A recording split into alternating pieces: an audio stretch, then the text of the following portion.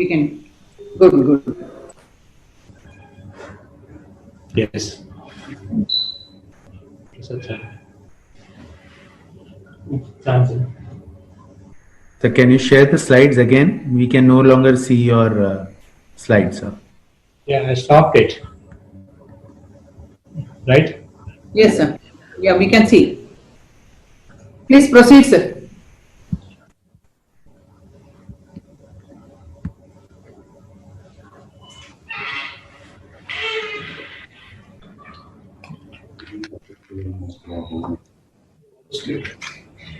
Yeah, I can go ahead, madam. Yes, yes, please. First of all, I thank the Karnataka Reproductive Medicine Society, that's the KISAR, for giving me an opportunity to share some of my knowledges in the area of reproductive medicine. I've chosen two topics. One is the junctional zone. The second is the role of LH in reproductive medicine. Both are important topics. Both are diverse. Both are in the forefront. We always look at uterus. We always look at uterine anomaly. We always look at endometrium, but seldom we look at the junctional zone. We find junctional zone is the forefront, and it makes a lot of difference in the area of reproductive medicine. And in this talk, I'll be guiding you through this journey. In this talk, I'll be basically speaking about a basic definition of junctional zone. What's the embryological significance of the junctional zone? What are the diagnostic modalities that are there in junctional zone? What is its implication on embryo, placenta, pregnancy-induced hypertension? What is its role in implantation? And what is its implications in uterine anomaly? And the role of cesarean section, not but the least, the role of artificial intelligence in the area of junctional zone. Junctional zone is not a new topic. It has been almost close to 36 years since the concept of junctional zone is being shouted by many of the pioneers, but nobody stood to listen to them. Only recently, after the advent of 3D ultrasound, we started understanding the importance of junctional zone. As late as 1986, Fleischer has defined junctional zone as a tissue layer which is hypoechoic compared to the outer myometrium. It's also called the myometrial halo. In 2000, Kunch et al. Has defined junctional zone as a thickness about 3.5 millimeters plus or minus 1 millimeter as the upper limit of junctional zone, beyond which it affects fertility. We are always trained to look at junctional zone as more than 10 millimeters, but that criteria is to explain the adenomyosis. If your junctional zone crosses 10 millimeters, then you're looking at adenomyosis. But below that, there's a huge pathology, and anything more than 3.5 millimeters of size of junctional zone will have an impact, which I'll be describing as we go forwards. The left side image shows the 2D ultrasound image, wherein we could not see in a 2D the different layers of the junctional zone. And in the right side, with the advent of transvaginal ultrasound, we could look at the myometrium, the endometrium, and the intermediate layer, the junctional zone. This intermediate layer is a functional layer through which the myometrium and the endometrium sends signals and has a huge vascularity, which makes it an important organ but seldom studied, which I'm going to highlight in the next couple of minutes. What is the embryological origin of junctional zone? This subendometrial myometrium is thought to originate from the paramesonephric ducts, and the bulk of the outer myometrium forms from the non-paramesometric mesenchymal tissue. And this was elaborated in a publication in Human Reproduction in 1999 by Noah et al., and they could show that both by the MRI and by the immunohistochemistry study that this layer is a unique layer. I'll be coming into that point why it's a unique layer. As you see this figure, the paramesonephric duct or the Mullerian ducts form the key area in the development of the uterus. The red area is the paramesonephric duct and the green area is the Wolffian duct, which disappear as they develop. And as you see in the picture C, you have the non-canalization of the uterus, and as you see in the picture D, the uterus gets canalized and the paramesonephric ducts line the endometrium, also called the junctional zone.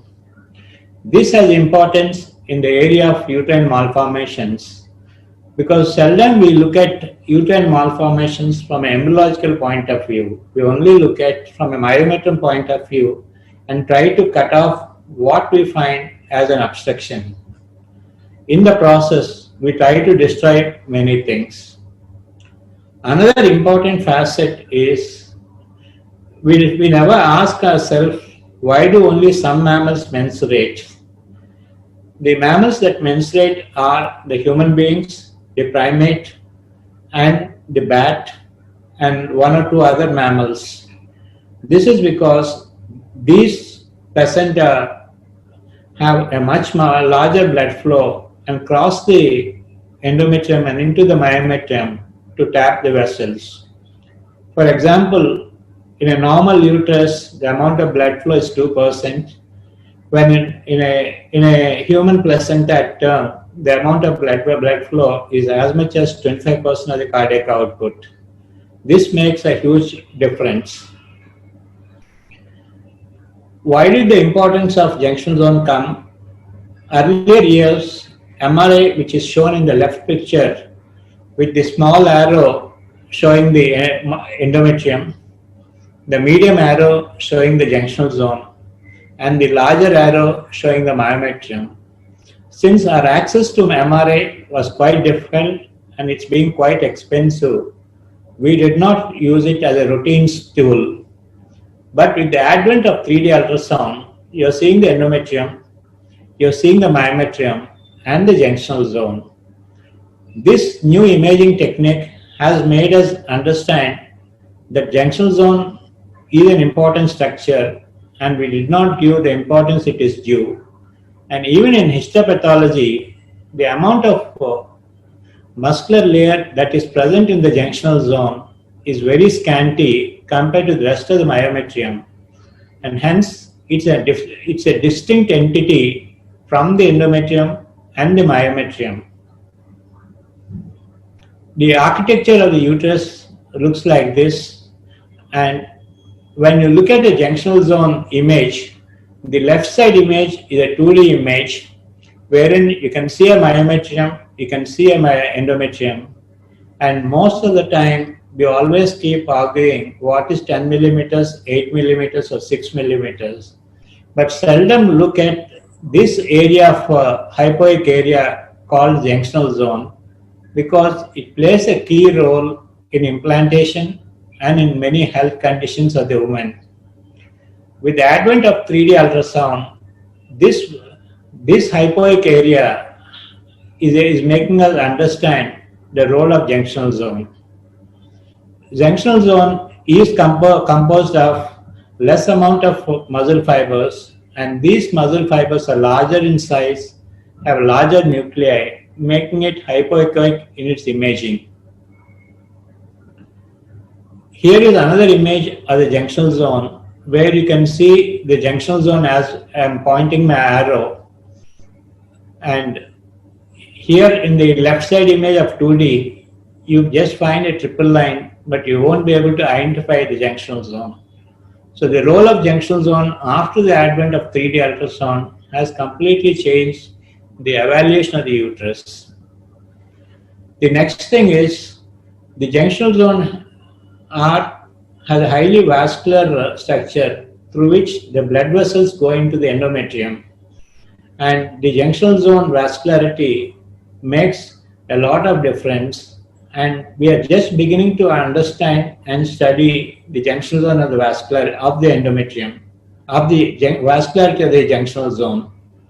These implications are in the assessment of the endometrium, in the assessment of pre-implantation of pregnancy-induced hypertension, where there is an abnormality of the junctional zone, and the vascularity, where the spiral vessels do not undergo the desired amount of dilatation and in turn produce pregnancy-induced hypertension. And the further implications are in the area of endometrial carcinoma. If your myometrium infiltration crosses the junctional zone, the possibility of having a lymph node possibility in endometrial carcinoma is high. So the implications of junctional zone studies in future will be in the area of implantation, in the area of pregnancy-induced hypertension, and in the area of endometrial carcinoma. Here is another image where you are seeing the junctional zone.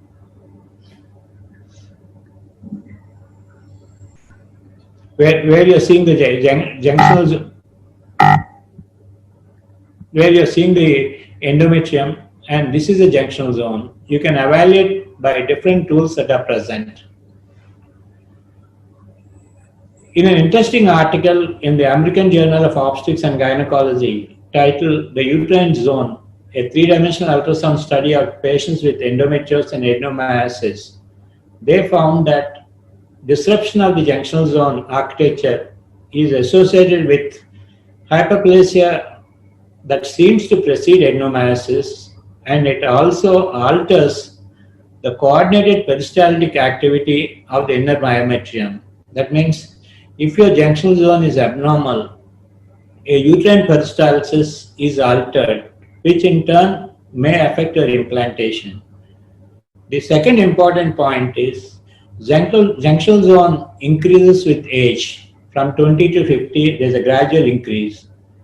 The other aspect is junctional zone on the day 1 of the cycle is different, on day 12 of the cycle is different. So we should understand junctional zone has an age differentiation, junctional zone has a cycle differentiation, and third thing is junctional zone is abnormal in thickness of the uterus.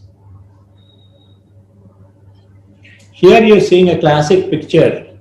On the left side, you see a uterus which is bulky, and you can vaguely see an outline of the abnormality on the posterior wall of the uterus.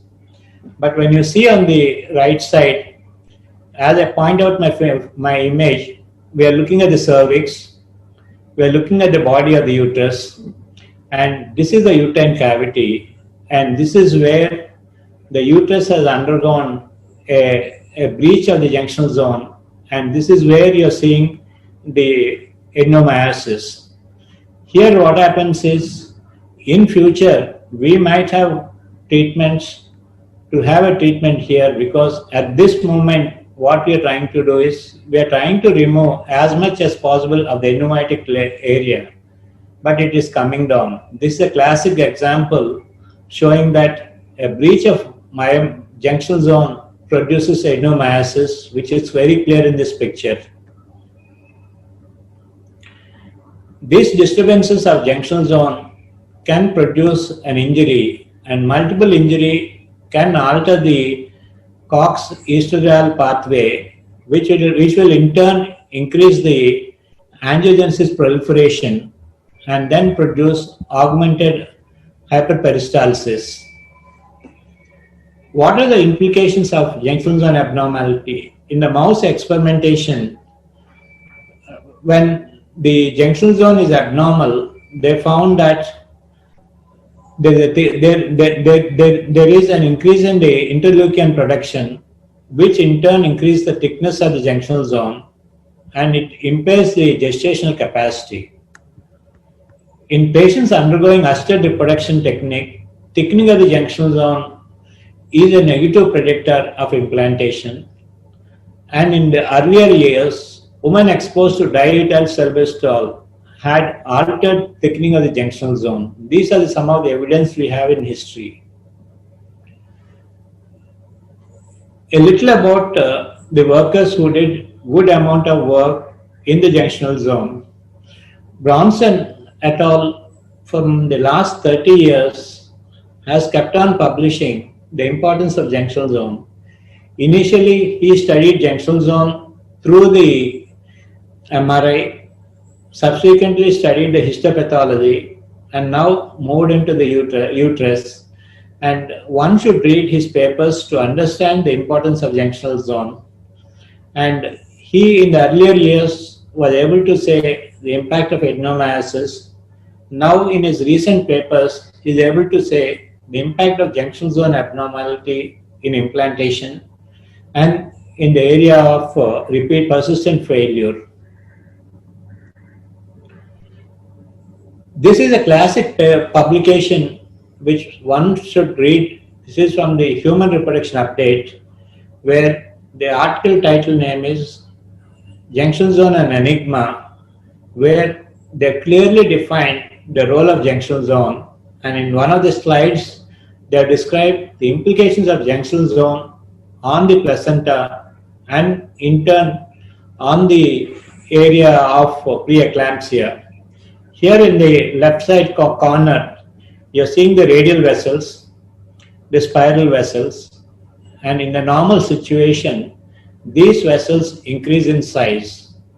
But when there is a junctional zone abnormality, the radial and the basal artery and part of the spiral artery do not undergo dilatation. Hence, the implication of junctional zone is there both in the area of implantation and also in the area of pregnancy-induced hypertension. Here in this slide, you are seeing the dilatation, but we have been all the years looking at only the uterine artery, but never the radial or the spiral arteries in assessment of the blood flows. We should start looking at the spiral vessel blood flow in relation to radial artery and in relation to uterine artery to get a complete picture. In the Doppler studies which we do in pregnancy, we only see the blood flows here and try to look at the pattern, but seldom look at this point and at this point to identify the early changes which might hamper the implantation. When it comes to assisted reproduction, we need three things: a good sperm, a good oocyte which should reproduce a good embryo, a good receptive endometrium, of which endometrial receptivity is one component, junctional zone is the second component, and the fourth component is a good embryo transfer. In 2019, we did a study along with Samson in predicting the implantation success using junctional zone assessment in assisted reproduction. In this study, what we did was we serially measured the junctional zone from day 1 to day 10 and also the endometrial thickness of the same patients, and the conclusions were junctional zone changes throughout the stimulation cycle, and there is a difference of junctional zone in the pregnant and the non-pregnant women, and the sensitivity of the junctional zone may predict implantation success, which I'll be able to explain in the next slide. When we take a junctional zone, we measure all the three planes, the right, the fundus, and the left. And in this study, what we did was, as the stimulation happened, from day 3, we started measuring the junctional zone and the endometrium throughout the cycle, and we were in for some surprises. This slide shows the endometrial thickness from day 1 to day 14. The red line reflects the pregnancy and the blue line reflects the non-pregnant. And in endometrium, it's not a predictor whether whatever the endometrium is, it does not differentiate between a pregnant and a non-pregnant. When you see this slide, the average junctional zone thickness, as the days go by, it is increasing. The orange line is the non-pregnant, the orange line is the pregnant, and the blue line is non-pregnant. And you see that this line is much lesser than the pregnant woman. And the cutoff levels are 2.6 millimeters at the time of HCG in the pregnant group and 3.3 in the non-pregnant group. And what we were surprised was this tendency has started much from the third day, this difference. The practice we are doing at this point was, if the junctional zone is very high, then we are trying to plan the embryo transfer in the subsequent cycle only in selected groups, but not in every group. Whereas when the junctional zone is normal in this pattern, we do the embryo transfer. We do not routinely plan frozen embryo transfer for every patient. Only in selected patients we do a frozen embryo transfer instead of a fresh cycle. A further example of this thing is here the pregnant group is a blue line, which is both in the fundus area, the right lateral, the left lateral, and the average thickness is always lower compared to the higher group. This shows that junctional zone rises throughout the cycle, and higher the junctional zone, lower the possibility of implantation. But further studies are needed to elaborate this concept to say it can be used in routine practice. But we started using it, but we are finding the benefit. But still, some more groups should work and say and endorse this publication to say and to be universally used as a tool. This is how we measure the junctional zone. The next thing is the uterine anomaly. At this present moment of time, the uterine anomalies are classified by the ASRM, by the European group, but we don't have a uniform classification. The classification is based on the endometrial cavity rather than the junctional zone. We feel using the junctional zone might be useful in classifying the junctional zone, because what happens is the first image is a normal uterus where you have the junctional zone thickness uniform all throughout. This is a deviated uterus, and this is a unicornate uterus, and this is a bicornate uterus, and this is a uterine diadelphus, and the last one is the adenomyosis. Imagine if we cut this junctional zone, we are harming them in the long run. Till now, whatever people propagate is, we need a large space of uterine cavity and cut off this thing. If we cut off the junctional zone, in the short run, we are not understanding its implications, but in the long run, we might produce harms which none of the studies have addressed till now. The other area is in the cesarean scar assessment. Till now, once we do a cesarean section, in the retrospective history, we can only ask the patient whether he had post-operative morbidity and then bleeding. But using junctional zone, you can assess the degree of scarring of the scar and assess whether she will have a weak scar at the site of the niche area. And also, what we found was when the niche area is very large, we found it also impacts the junctional zone.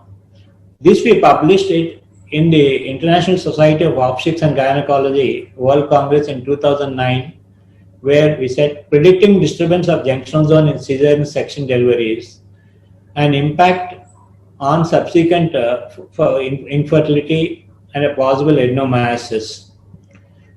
Here, this tool helps us to automate the junctional zone assessment and the degree of scar and the degree of deviation. What is the role of artificial intelligence in junctional zone?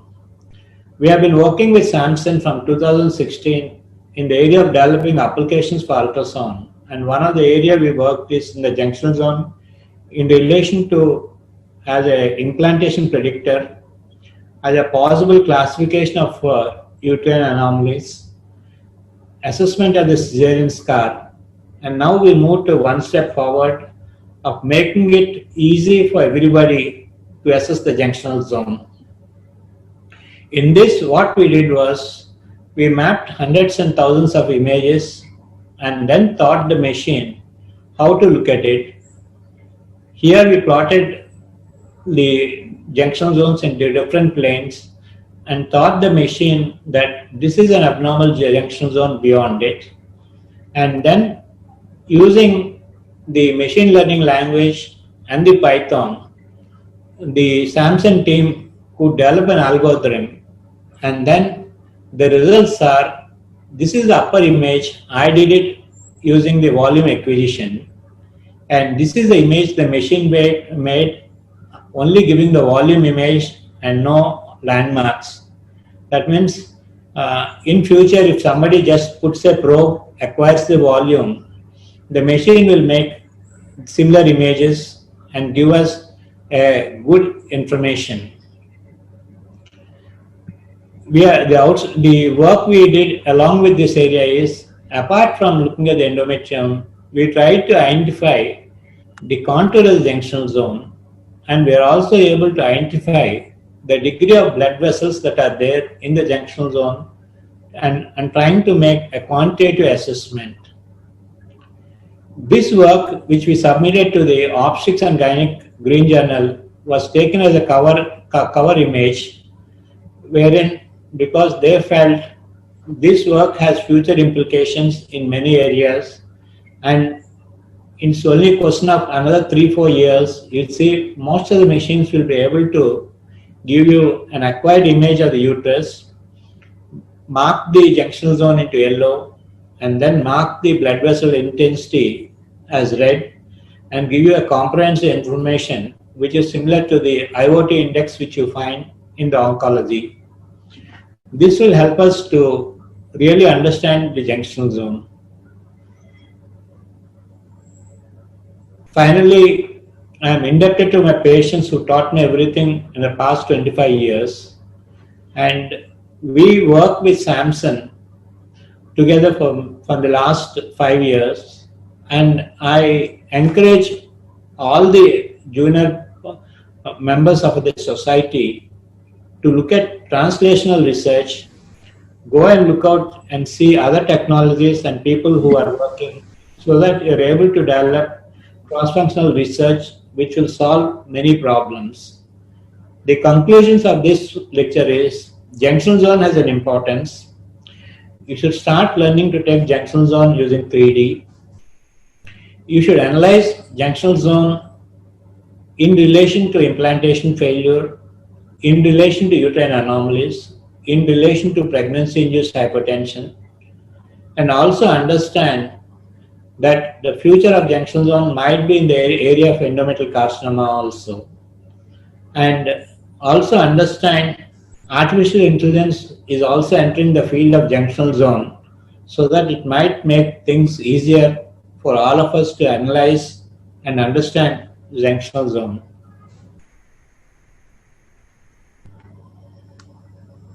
I thank one and all, and I am open for questions.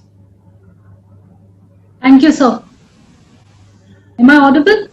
Yeah. I have given a outline of the lecture so that there will be many questions, so that I'll be able to answer them. Sure, sir. So thank you, sir, for the enlightening talk. It was brilliant. I mean, I did a lot of reading after deciding on this topic, but I didn't come across so many pictures. It's amazing, sir. I'm really impressed that so much of advancement, artificial intelligence to predict implantation is brilliant. This is really, really amazing. We're so glad we have you here today. And at this, of course, I must mention to the audience also, I mentioned this to you earlier, that you yourself have been an enigma to us, and we are so impressed and so honored to have you with us. We have a few questions from the audience. You will be sharing. Yeah. Can you stop sharing the screen, sir? Yeah. I think I stopped sharing.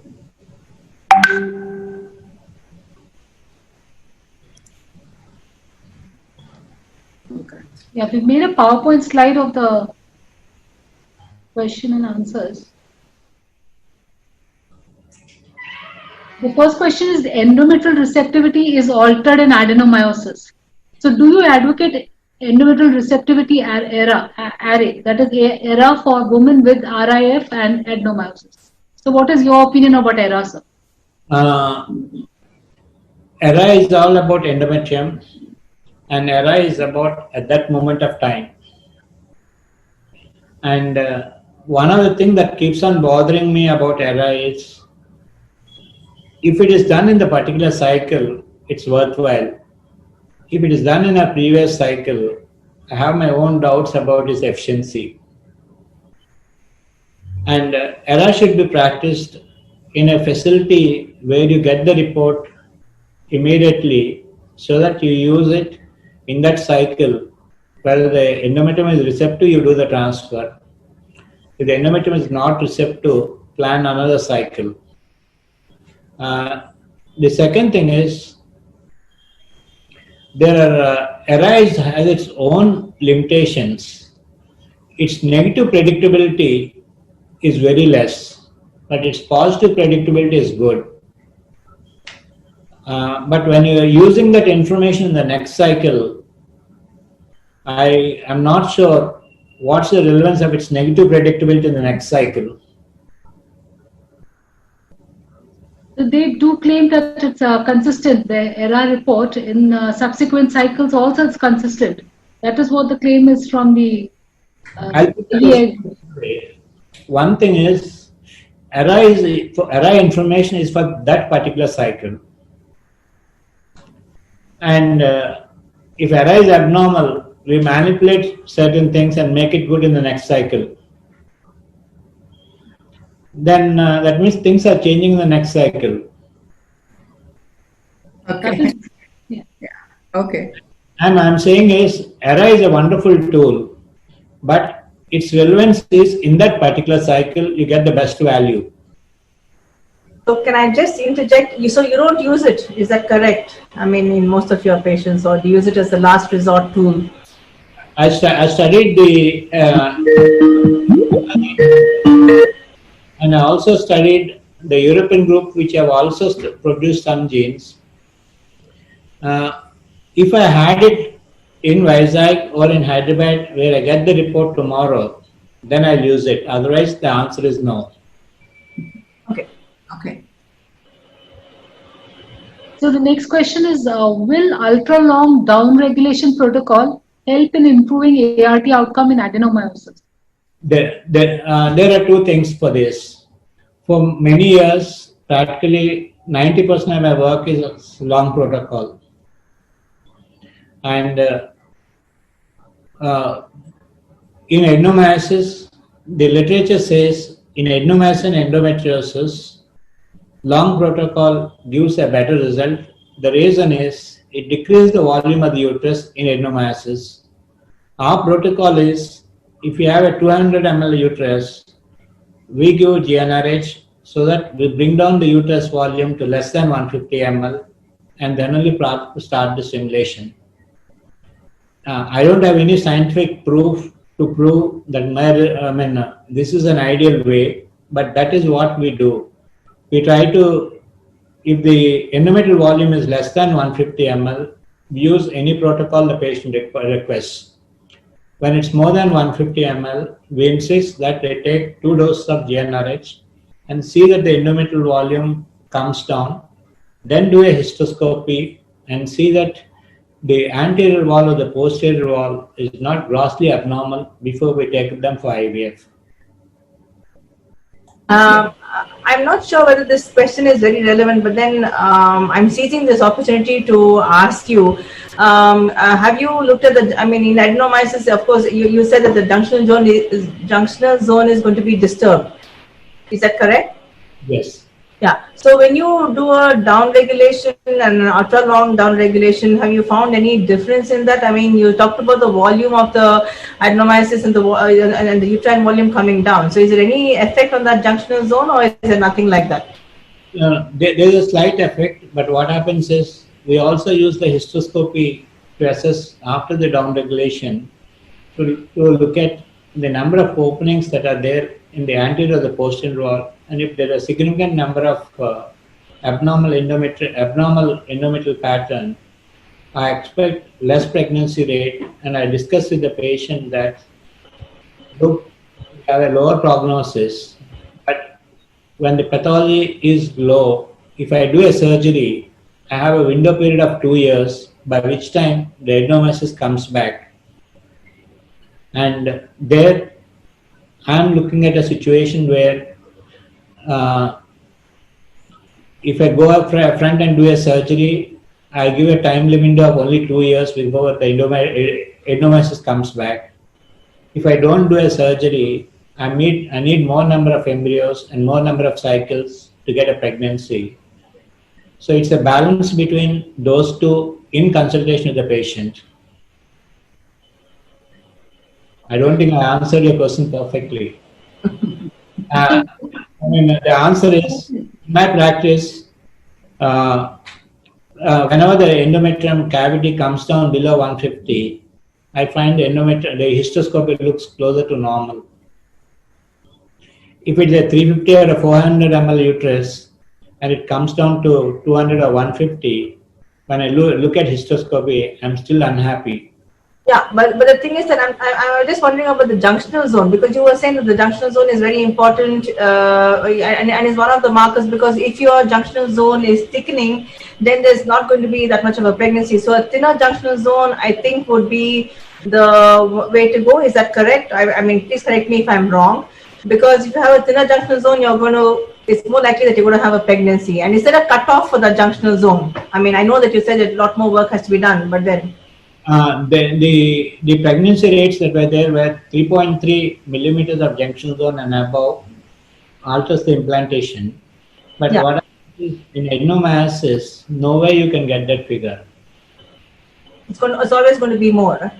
More. There, 3.3 does not say it will not implant, but there is a significant decrease in the pregnancy rate. Okay. So there, it's a choice between the woman having her own uterus for transfer, which I would always prefer, rather than surrogacy. Yeah. You tell them you have a higher chance of premature delivery and higher chance of antepartum hemorrhage. Okay. Yes, sir. The next question is, in whom would you advocate adenomyomectomy?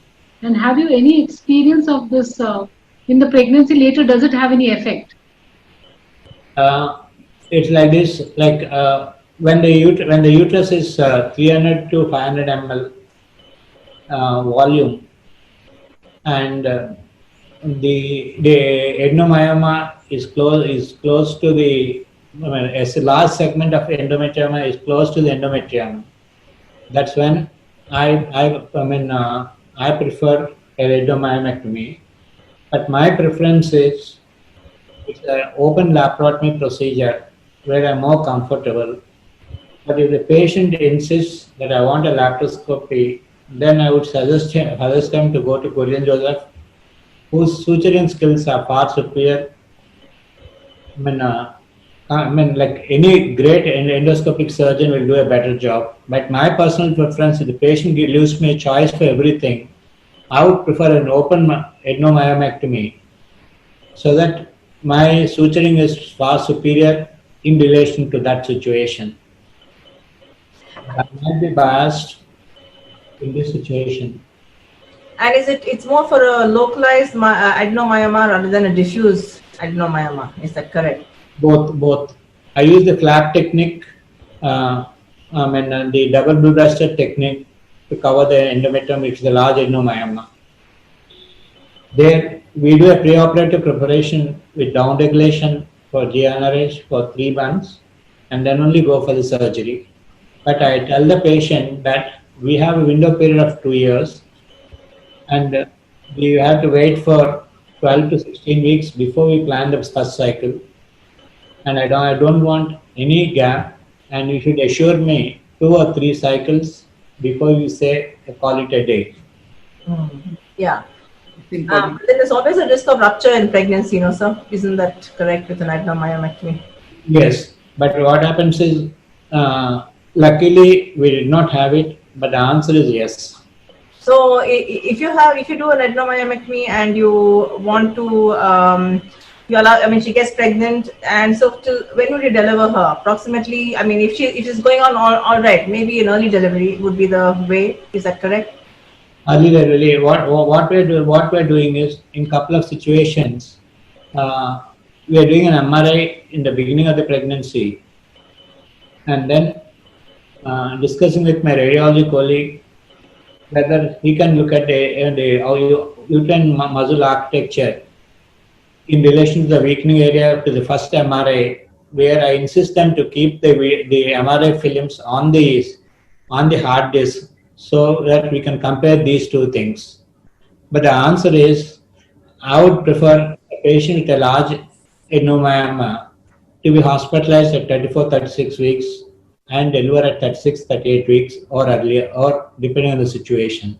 Yeah, okay. The next question is, in adenomyosis patients, very often the demarcation between endometrium and myometrium is hazy or lost. How do you manage such patients, and what is your experience? Can I go back to my image? I'm going back to my image of this thing. So shall I stop sharing I'll stop sharing the slides. Yeah. So you need to share it.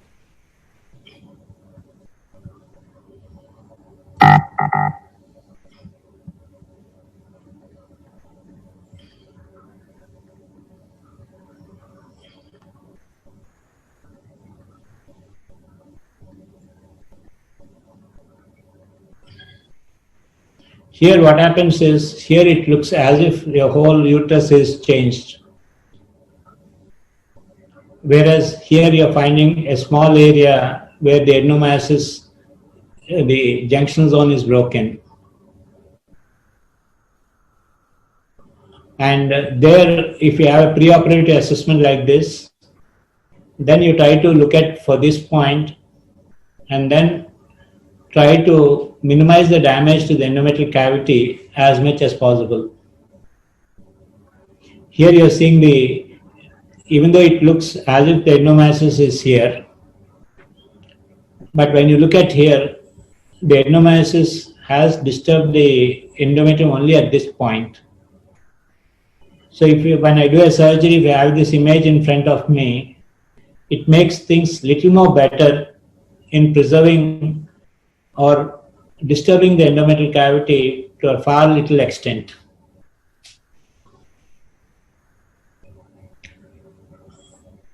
I think you are not convinced. Because when you see this image, this is where it is disturbed. Here, when you see this image, you find a whole area that is disturbed. So this image is better than this image when you're operating. I mean, these are such fantastic images, and what kind of a machine is this? I mean, in my hospital, I hit my head. I'll never get this kind of an image. Yeah. The problem is So the management is the same, the surgery is the same. You remove the entire adenomyoma. adenomyoma, but here what happens is I'm very careful when I dissect here. Yes. And I also put in the methylene blue here before I do a surgery, so that I don't open it too much. If I open it, then I say that I failed rather than the patient failed. Yeah. And here what happens is, one other thing is, we never tell our radiologists what we want and how good the image should be, and we accept whatever images they give. Because they don't know also what we want. What are we looking for? That answer is not of much help, sir. Yeah.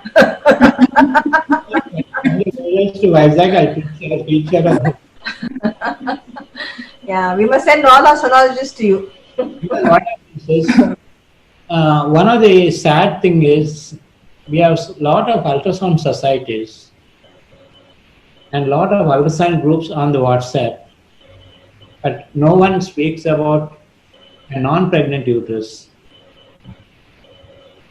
We are only bothered about the fetus head and the CNS abnormalities and the cardiac abnormalities.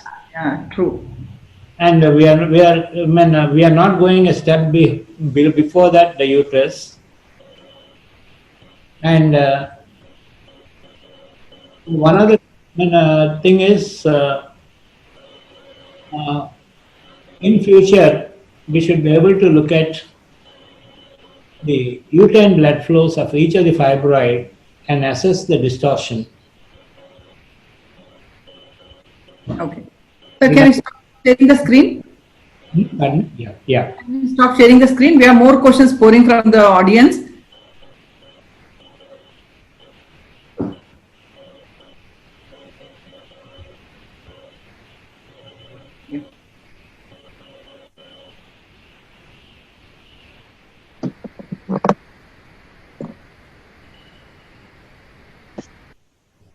I think you've answered, this question has been answered. The next question, many recurrent IVF patients have adenomyotic large uteri.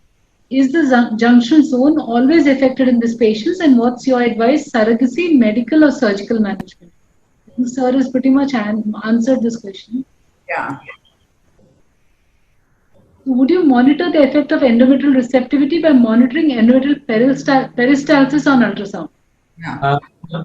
If you are doing an embryo transfer on the 4th or the 5th day with progesterone, the amount of endometrial peristalsis will get reduced.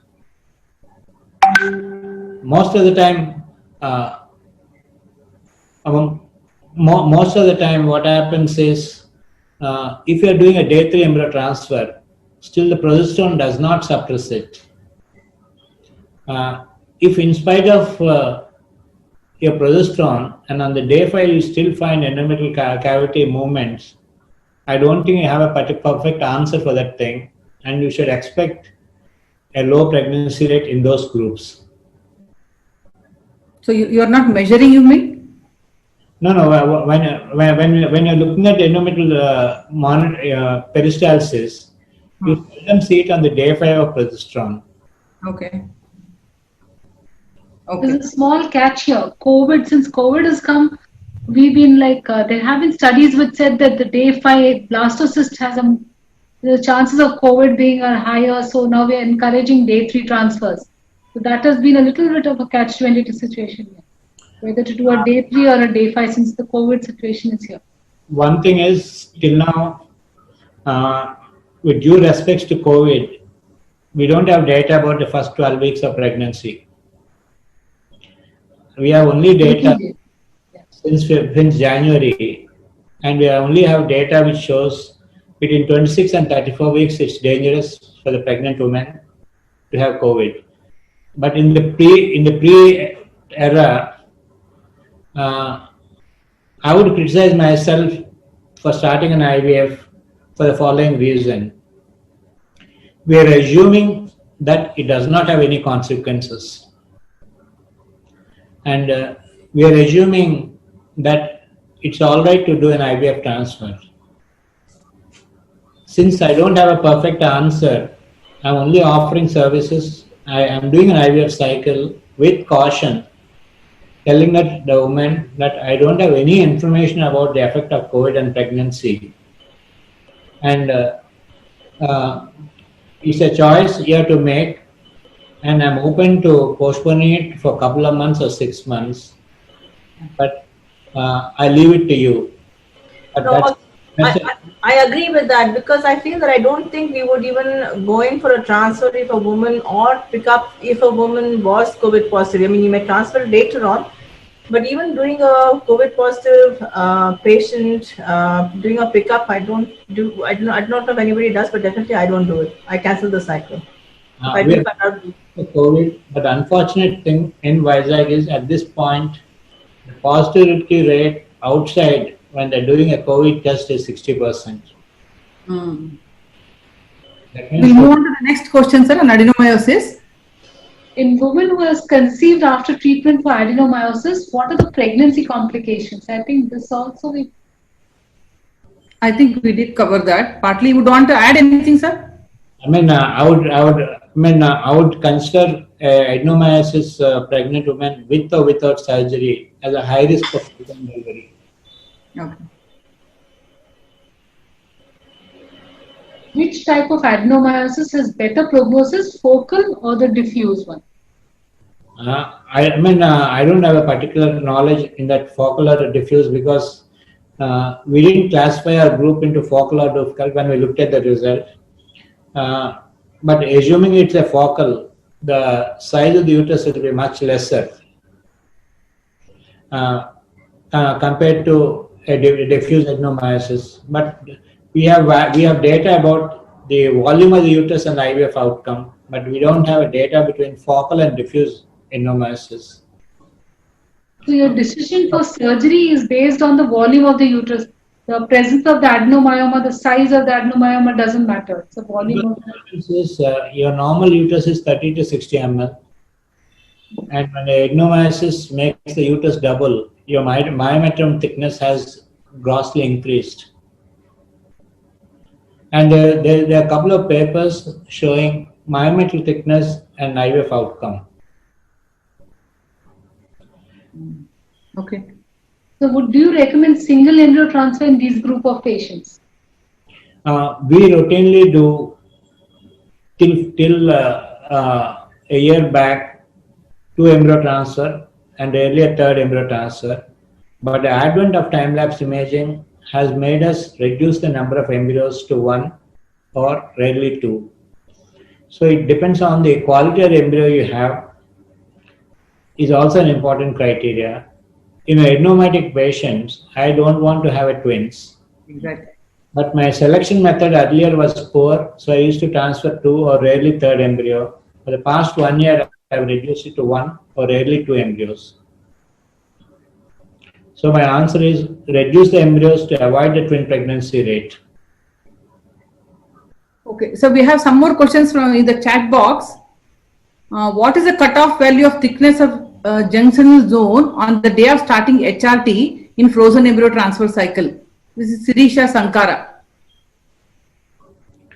Cutoff value for thickness of junctional zone on the day of starting HRT in FET cycle. When you look at the table, the starting junctional zone thickness is around around 1.5 to 2 millimeters at the time of the bleeding. Suppose if you take day 1 or day 2 in the menstrual cycle, your endometrium junctional zone is very thin. It will be less than 1.5 millimeters or less. Okay. Okay. Thank you. Next question is from Smita Singh. She's asking us how junctional zone can be assessed in a 2D scan. If you do not have a 3D scan, how do you assess the junctional zone in a 2D scan? I don't think we can do a junctional zone assessment in a 2D scan. Okay, cannot be done. Okay, Dr. Rita Biliangri is asking, is it that the pathogenesis of adenomyosis lies in the alteration of junctional zone? The answer is yes. If you look at Bronson's paper, he has published close to 25 papers in the last 20 years. And he has been shouting junctional zone is important. Only the last 5 years he is being given his importance that is due. Okay. Because earlier he was looking at MRI and other people did not have access to MRI. And 2D did not show any difference. Only with the advent of widespread usage of 3D, now we are able to look at junctional zone and then answer that thing. So the question is, for 2D ultrasound, we can't see a junctional zone. Okay. Okay. So we will take up the next question. The next question is on again 2D scan. You have already answered that. So with the, Dr. Madhuri Patil, most research has shown that ERA analysis is valid for 3 years. So what is your comment on that?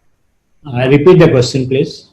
Dr. Madhuri Patil, she has asked this question. Most research has showed that ERA analysis is valid for 3 years. If the error analysis is 3 years and it comes negative, that means, is that meaning that she won't conceive for 3 years? No. I think like what we said, what you said, it is valid only for that cycle. It is not applicable for the next cycle. So what the research has been done, they are telling that if you have done error, that the results can be held correct, like for almost 3 years. If they put the answer at the opposite round, if the error test is negative, Okay. Simon and group does not say to stop the cycle. No, they tell you which day to do it. If say day 17 is the wrong day, they'll tell you post-receptive or pre-receptive. So you correct your day for the transfer. That's how it goes. So that's how they claim that it is consistent for the next 3 years. That's what, at least quite a lot of publications are there which say so. So you do not agree with that? No, I'm saying is, I'll put the question this way. If the error test comes negative, are we advising them to stop the treatment? We're changing the day of transfer. We're correcting the day of transfer. The So receptive day. The statement that you said is valid for 3 years may not be right. Okay. What is the best time to see the junctional zone in the non-pregnant? No, you can see it anytime from day 1 to day 10, but the size of the junctional zone varies throughout the menstrual cycle. Okay. How often do you think that an altered junctional zone could be the cause of unexplained implantation failure? What we do is, if you have a good embryo, your stimulation is good, and your follicle to oocyte output ratio is good, and you have a 70% fertilization rate, and at least 2 or 3 good embryos, and then you have an abnormal junctional zone, maybe then I'll give importance. It's not a single factor. Can you just tell us what abnormalities of the junctional zone adversely affect implantation? Do you have any specific answer, or like whatever you are told so far, like that holds good? No, we've just presented the data that a larger junctional zone, closer to 3.5 or more on the day of HCG, has a lower implantation. Okay. But it's not all or none phenomenon. It's a general rule that it has a lower implantation. So that data can be used for failure analysis. Okay. So next question is there a difference between the junctional zone values between an IVF stimulation cycle and an HRT cycle? I don't have much experience in comparing that, but whatever work I did was only in the IVF stimulation cycle. But the values which are presented in the graph might be different when you're given estrogens. But I don't have an answer for that question because I didn't work on that. Okay. And next question, I think you already answered: focal adenoma versus diffuse adenoma, which is worse in terms of pregnancy outcome. You did say that you didn't look at that aspect of that parameter when you did your studies. Like most of the time, what we're looking at is uterine volume rather than the focal and the diffuse adenomyosis, and we're also looking at in terms of extent of the endometrium alteration that occurs in different types of adenomyosis. But we didn't specifically concentrate on focal or diffuse. Okay. I think the last question is: do you use intraoperative ultrasonography while doing adenomyomectomy? Because you did show that diagram, that picture. So they want to know: do you use intraoperative ultrasonography while doing adenomyomectomy? No. We have an ultrasound during the theater, but we seldom needed it because we prefer to do an open adenomyomectomy for large adenomyosis. Okay. I think we are done with the questions, Devika. Yeah. I'll now request Dr. Devika to invite Dr. Ramaraju for the next talk, which again is an enigma, that is LH polymorphism, LH receptor polymorphism and its clinical applications. Yeah, I think this is going to be an extremely interesting talk. We all know that, tailoring ovarian stimulation